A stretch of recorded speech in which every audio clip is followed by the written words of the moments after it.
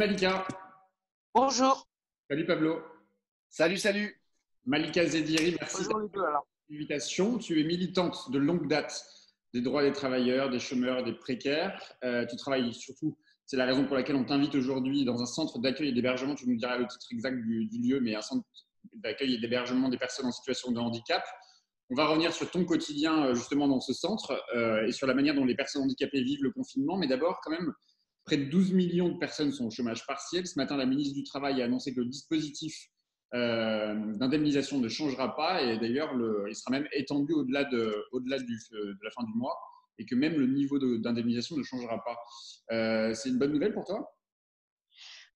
Moi, j'ai pas encore tout compris ce qu'elle a dit Muriel Pénicaud Okay. ce matin, à savoir si c'est le texte qui a été repoussé dans sa mise, si c'est parce que normalement au mois d'avril devait rentrer en fonction un nouveau texte d'indemnisation de l'assurance chômage qui durcit tout. Alors il y avait déjà eu une première volée de bois vert en novembre quand ils avaient augmenté la durée d'affiliation pour pouvoir pour pouvoir percevoir une allocation chômage. Avant c'était 4 mois, là c'est passé à 6 mois. Donc mine de rien, ça avait déjà dégagé beaucoup de gens dans leur accès. Et il devait y avoir au mois d'avril une deuxième fournée d'attaque directe avec notamment la remise en cause du salaire journalier de l'allocation journalière du demandeur d'emploi, avec un nouveau mode de calcul qui partait sur une moyenne journalière sur l'année et non plus sur le temps travaillé, ce qui faisait baisser automatiquement toutes les allocations. Ouais. Donc ça peut être mis en œuvre. Avec le confinement, ils ont repoussé en septembre. Je dis ça parce que nous, évidemment, on demande l'abrogation totale de ces textes-là. C'est, y compris dans la situation actuelle, c'est criminel. Juste pour rappel, il y avait déjà, avant la mise en œuvre de ces nouvelles applications, moins d'un chômeur sur deux qui était indemnisé par l'assurance chômage pour un montant moyen de 587 €, quelque chose comme ça. Enfin, faut se rendre compte, on était déjà à l'os. Donc alors, moi, ma question, c'est de quoi nous parle Pénicaud? D'est-ce qui était en vigueur avant ou d'est-ce qui est en vigueur depuis octobre et qui correspond à ce qu'aurait dû passer en avril? De quoi on parle? Parce qu'aujourd'hui, la question qui est posée, c'est qu'on soit tous, que l'ensemble des chômeurs et précaires, on voit bien l'importance de la protection actuellement. On est en train de le vivre. Ces millions de salariés au chômage partiel, où c'est mieux que… On sait bien qu'on va rentrer, y compris dans une période de nouveau de chômage important, où ça va licencier à tour de bras, où il y a des entreprises qui vont pas se relever, je pense aux petits artisans qui vont pas se relever de ce qu'on est en train de vivre. Donc, je dirais justement qu'il y a une partie de la population qui est en train de basculer dans la pauvreté. On voit dans certains quartiers, il y a des tensions sur la question. C'est clair et ça va vite. Ça va vachement vite parce que là, souvent quand on dit, et à juste titre, il y a des protections en France et tout, mais il n'y a pas des protections pour toute la population. On a une vie qui est régie par les statuts. Quand vous avez un statut de merde, vous restez comme ça. Les chômeurs, les précaires, etc., toutes les périodes de petits boulots, c'est des petits boulots pas faciles, mal payés, mal protégés et qui ne couvrent pas de droits supplémentaires. Donc, c'est des pratiques déjà qui existent depuis plusieurs années. Donc, il y a des gens qui sont contraints à ces non-statuts. Donc, on a une partie de gens qui sont protégés, c'est tant mieux.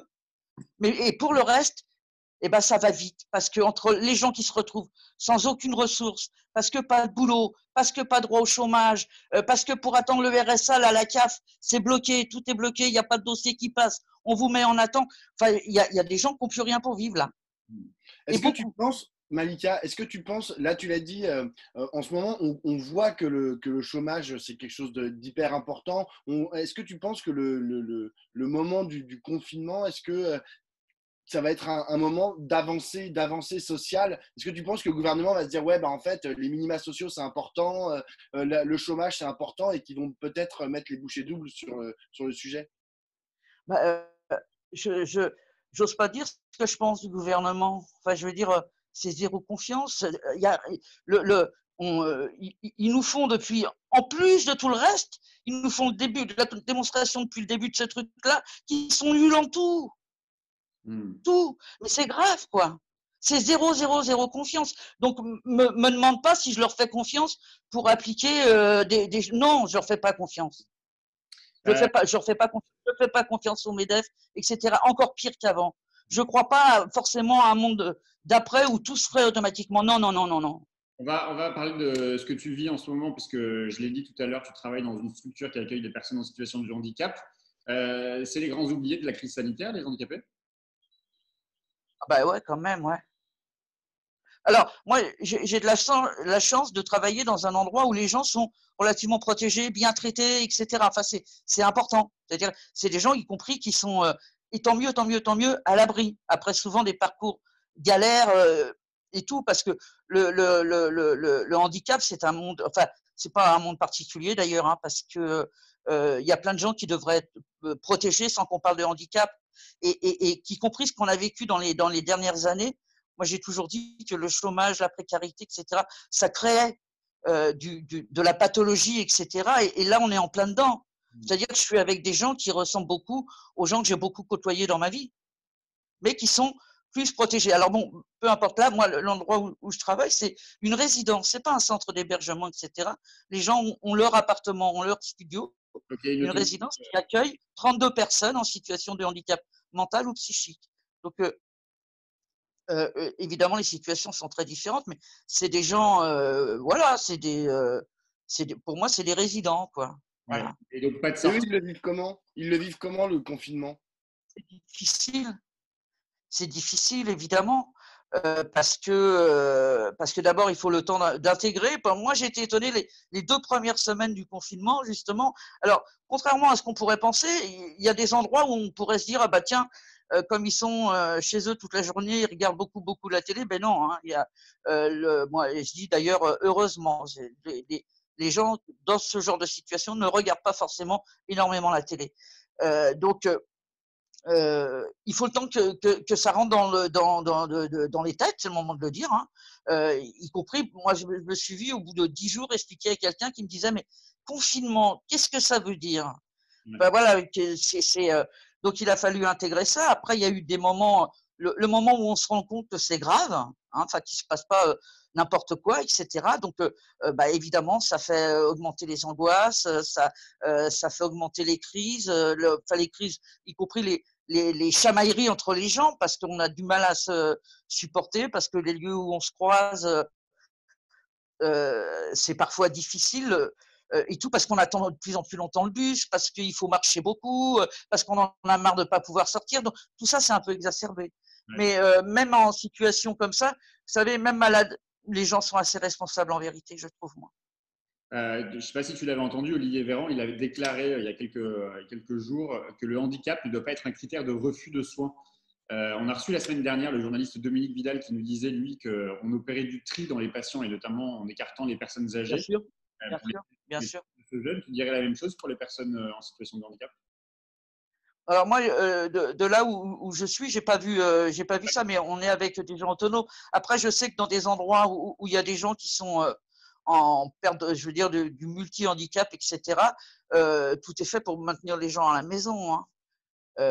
Parce que c'est ça, on gère une pénurie en vérité quand même, hein.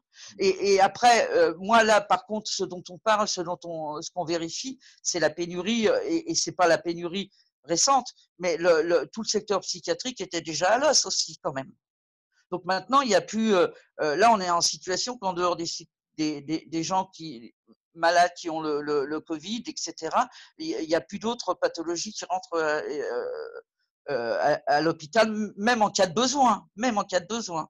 Pour le moment, il n'y a plus d'hospitalisation pour des soins.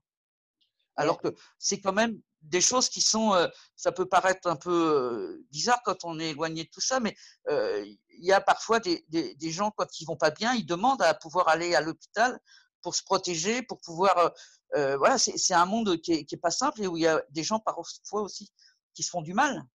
Donc, qui demandent à être protégés parce qu'ils savent ça.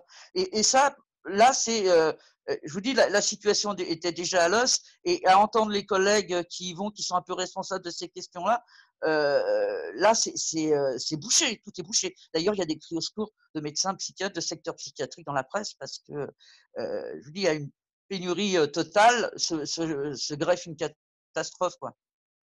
Malika, on a beaucoup parlé des problèmes d'absence de moyens dans les EHPAD. Il n'y avait pas de masque, pas de gel, etc. Vous, comment ça se passe dans votre résidence? Vous avez des protections nécessaires quand vous allez voir les personnes que vous entourez? Ça va mieux. Hmm. Ça va mieux. On a commencé. Alors, je parle pour les salariés, hein, parce que, par exemple, on n'est pas en mesure de donner des masques aux résidents, sauf si on est en entretien avec eux, etc., si on va chez eux, sauf s'ils sont malades sur l'après-maladie et tout. Voilà. Mais on a démarré. Alors après, dire le temps, je pense que sur les 2-3 premières semaines. Alors en même temps, voilà, il faut aussi se rappeler que pendant X temps, on nous a expliqué que le masque n'était pas nécessaire. Moi, je me revois réexpliquer souvent à des résidents qui faisaient des crises d'angoisse, etc., que le masque, ils n'étaient pas obligés de le mettre dans la rue. Enfin, c'est ça, on nous prend pour des abrutis depuis le début quand même. C'est-à-dire qu'on a là, moi, je m'aperçois qu'en 2 mois, tu expliques tout et son contraire. Là, maintenant, je passe mon temps à dire aux gens, bon, alors, dans le métro, là, vous mettez les masques parce que sinon, c'est 135 €.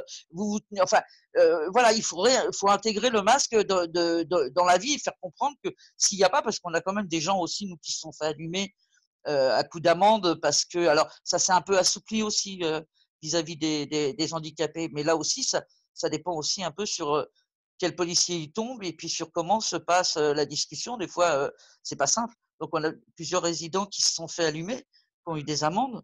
Bon, sur des petits revenus, c'est des gens qui perçoivent l'allocation adulte handicapé. 135 €, c'est cher, hein, quand même. Hein. Donc, voilà.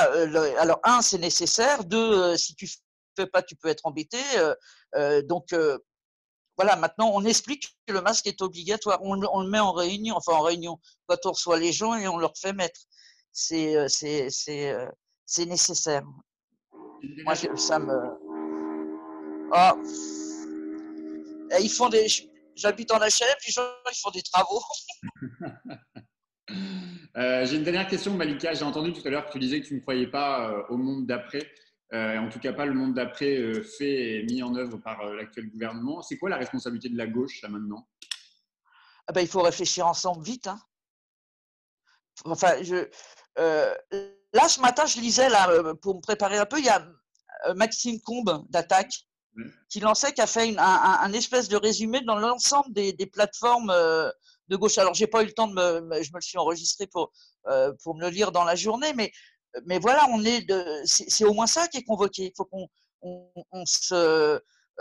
Alors, en même temps, je pense aussi qu'il s'agit pas de se dire du passé faisons table rase. Hein, on a connu ça. Non, il faut réfléchir à tout ce qu'on a vécu, sur le pourquoi on en est là et proposer d'autres choses parce qu'il n'y a pas d'issue dans ce système-là. Là, on est dans cette démonstration-là. Il n'y a pas, par exemple, pour moi, il n'y a pas d'issue dans le confinement. On peut pas s'en sortir comme ça. Ça devrait pas être. Pourquoi on en est là, quoi? Pourquoi le confinement dès le départ, ça sentait pas de masque, pas de blouse, pas de test, pas de place dans les hôpitaux, etc. C'est ça qui nous a mis dans cette société-là. Et quand on réfléchit un peu, là, il y a quand même plein de productions. On va revivre des périodes comme ça. Je parle pas seulement du Covid. Je parle de ce qu'on est en train de créer, à bouffer des terres, des forêts, des animaux un peu partout, etc. On se fabrique toutes les pandémies de demain. Là, donc moi je suis pas en panique quand je réfléchis ça, mais je me dis oui, il faut qu'on vive autrement. Autrement. Il faut qu'on respecte cette planète, cette terre sur laquelle on vit. Il faut qu'on se respecte les uns et les autres, ici et là-bas. C'est ça qui est posé. Sinon, on va se taper dessus. Oui. On va se taper dessus. Merci beaucoup, Malika. Non, c'est moi qui vous remercie. Merci, Bonne Malika. journée. Salut.